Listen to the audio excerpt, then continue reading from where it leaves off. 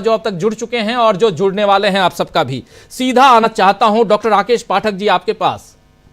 क्या कहेंगे, बहुत कुछ रख चुका हूं, लेकिन सबसे बड़ी चीज मोहब्बत से नफरत, मोहब्बत और उधर गरीबों पर पहरेदारी होती है और समंदर को छोड़ दिया जाता है। ये बात कह रहे हैं अपने शेर के जरिए मल्लिकार्जुन खड़गे। लेकिन मल्लिकार्जुन खड़गे एक साथ कई निशाने साध रहे हैं। साधु के वेश में कौन है ये भी बता रहे हैं, और ओबीसी कह के, खुद को पिछड़ा कह के अगड़ों का साथ देते हुए और अगड़ों के साथी बने हुए नजर आते नरेंद्र मोदी, ये भी बताते हैं। और साथ साथ ये भी कहते हैं कि हिमंता बिस्वा शर्मा क्या कर रहे हैं।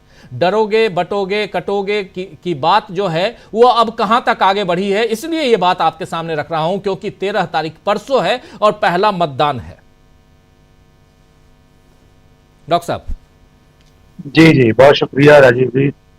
बड़ी मजेदार बात आपने कही कि भारतीय जनता पार्टी ने शिकायत की है कि राहुल गांधी झूठ बोल रहे हैं। अच्छी बात है, राहुल गांधी झूठ बोल रहे हैं तो चुनाव आयोग को इसकी जांच करना चाहिए। साथ साथ उसे प्रधानमंत्री नरेंद्र मोदी, भारतीय जनता पार्टी के नेताओं, उद्धव ठाकरे और जितनी पार्टियां चुनाव लड़ रही है सबके झूठ की पड़ताल करना चाहिए। अभी हम लोग बातचीत शुरू करने वाले थे, उससे पहले डॉक्टर प्रकाश हिंदुस्तानी जी ने हुक्म दिया था कि मैं कोई शेर अर्ज करूं, तो मुझे झूठ से उनके ही शहर के सबसे मशहूर, देश के मशहूर शायर डॉक्टर राहत इंदौरी के एक शेर से अपनी बात शुरू करना चाहता हूं। झूठ से, सच से जिससे भी यारी रखें, सच से जिससे भी यारी रखें, आप तो अपनी तकरीर जारी रखें। बात मन की कहें या वतन की कहें, बात मन की कहें या वतन की कहें, झूठ बोलें तो आवाज भारी रखें। वाह। तो हमारे माननीय प्रधानमंत्री जी से लेकर उनकी पूरी पार्टी के नेता पूरी भारी आवाज में झूठ बोलते हैं और दूसरों पर तोहमत लगा रहे हैं। चलिए, अच्छा है, ये शुरुआत हो, चुनाव आयोग जांच करे, जो झूठ बोल रहा उसे सजा दे। सबको सजा मिलनी चाहिए, झूठ क्यों किसी को बोलना चाहिए, बहुत बुरी बात है। झूठ बोले कौआ काटे, विठल भाई पटेल मध्य प्रदेश के थे, नेता थे, कवि थे, वो लिख गए। कुल मिलाकर इस वक्त महाराष्ट्र और झारखंड का चुनाव जिस मुकाम पर पहुंच गया है, वहां भारतीय जनता पार्टी को अपनी जमीन खिसकती हुई दिखाई दे रही है। इसीलिए इस तरह के बयान किए जा रहे हैं। जो मल्लिकार्जुन खड़गे ने कहा कि गरीब लहरों पर पर्दे बिठाए जाते हैं, समंदरों की तलाशी कोई नहीं लेता। आज महाराष्ट्र का एक वीडियो वायरल हो रहा है राजीव जी, मैंने अभी देखा सोशल मीडिया पर जी। जो चुनाव के अधिकारी हैं, किसी की तलाशी ले रहे हैं, उसने, जो भी व्यक्ति या नेता है, उसने क्या कुछ नहीं कहा। उसने कहा मोदी जी, अमित शाह, सबके हेलीकॉप्टर की तलाशी लेना, मेरे बैग की अच्छी तरह से तलाशी ले लो, लेकिन जब वे आए तो उनकी भी तलाशी ले लेना। ये भी याद दिला दिया कि मोदी की के हेलीकॉप्टर की तलाशी लेने वाले एक IAS अफसर का तबादला कर दिया गया। तो सत्ता अपनी संवैधानिक संस्थाओं के जरिए जिस तरह चुनाव लड़ती है, उसका एक नजारा आज झारखंड में भी देख लिया गया।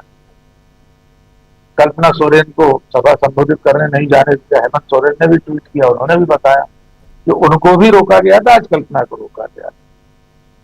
तो ऐसा लगता है कि भारतीय जनता पार्टी जैसे जैसे मतदान का दिन पास आ रहा है, आज पहले चरण का प्रचार प्रसार खत्म हो गया, उसकी चिंता बढ़ती जा रही, क्योंकि उसने जिन मुद्दों पर इस चुनाव की शुरुआत की थी वे मुद्दे ठहर नहीं पाए। जैसे झारखंड में बीजेपी ने बात की घुसपैठियों की, अब इमरान प्रतापगढ़ी एक नक्शा दिखा रहे हैं कि भाई ये तो बता दो झारखंड की सीमा दुनिया के किस देश से जुड़ती है, कहां से घुसपैठिए आ रहे हैं।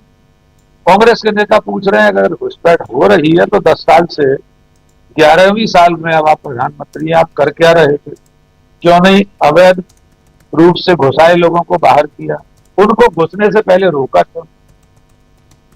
महाराष्ट्र की दशा यह है कि बीजेपी के गठबंधन में शामिल एक पार्टी के नेता अजित पवार कहते हैं कि यहां पर बटेंगे तो कटेंगे जैसे नारे नहीं चलेंगे, तो मेहरबानी करके यहां आपकी जरूरत नहीं है, thank you very much Yogi ji, आप यहां मेहरबानी करके ना आए। और ऐसे भाषण महाराष्ट्र की जनता स्वीकार नहीं करती। राजीव जी, कितनी हैरानी की बात है, जिन योगी जी को आज से कुछ महीने पहले तक देश में मोदी के बाद सबसे ज्यादा लोकप्रिय नेता बताया जाता, हर चुनाव में यह दावा होता था, इस तरह की खबरें छपती थी कि सभी राज्यों से मोदी के बाद अगर किसी की डिमांड है तो सबसे ज्यादा योगी की डिमांड। जी। वे योगी आदित्यनाथ इस वक्त महाराष्ट्र में न आए, इसके लिए विनती की जा रही। तो कुल मिलाकर बीजेपी समझ नहीं पा रही कि अब इस चुनाव में उसे करना क्या है, कैसे करना है। महाराष्ट्र में सारे नुस्खे आजमाकर देख लिए, लेकिन वहां सांप्रदायिक नारा नहीं चल पा रहा।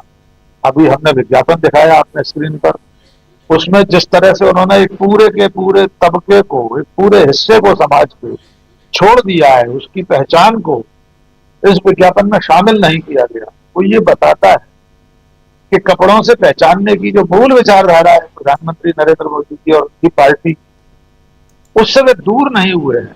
हम लोगों को लगता था 2024 के नतीजे के बाद शायद मोदी और बीजेपी अपनी राजनीतिक धारा को बदलेंगे, तो वे बदलने वाले नहीं। मैंने तब भी 4 जून की शाम को आपसे कहा था कि जिस दिन सूरज पश्चिम में उगेगा उस दिन मोदी जी और बीजेपी अपनी सांप्रदायिक राजनीति से बाज आएंगे, और वैसा कभी होगा नहीं। तो मुझे ऐसा लग रहा है कि आखिरी चरण में इससे भी आगे जा सकती है बीजेपी, इससे भी ज्यादा सांप्रदायिक नारे, इससे भी ज्यादा सांप्रदायिक भाषणबाजी।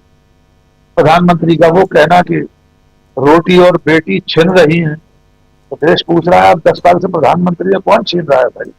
उसके खिलाफ कार्रवाई क्यों नहीं की, क्यों नहीं रोका? कौन है ऐसी ताकत जो घर में घुसकर रोटी और बेटी छीन रही है?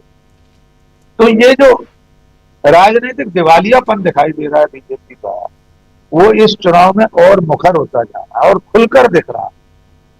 अब चुनाव परिणाम क्या होंगे हम नहीं जानते, लेकिन अंतिम बात में अभी इस पहले चरण में ये कहना चाहता हूं कि महाराष्ट्र में खासतौर से मोदी शाह की राजनीति दांव पर लगी है। उन्होंने जिस तरह सरकार वहां तोड़ी, गठबंधन को तोड़ा, उद्धव ठाकरे की सरकार गिराई, तड़के 4 बजे एक शपथ हुई, फिर दूसरी शपथ हुई बाद में, सुप्रीम कोर्ट ने उस सरकार को असंवैधानिक कहा, फिर भी सरकार चलती रही। तो अब महाराष्ट्र की जनता ये तय करेगी, उसे इस बात पर हाँ या ना में जवाब देना है कि क्या उसको इस तरह के धर्मकर्म स्वीकार हैं, क्या उसे अपने मताधिकार का इस तरह का अपमान मंजूर है।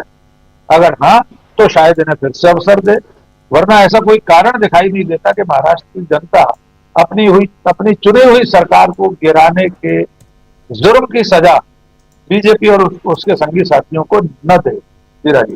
जी बिल्कुल। प्रशांत टंडन जी, 2 बातें यहां महत्वपूर्ण ढंग से दिखाई दे रही हैं। एक, मल्लिकार्जुन खड़गे ज्यादा हमलावर हो गए हैं।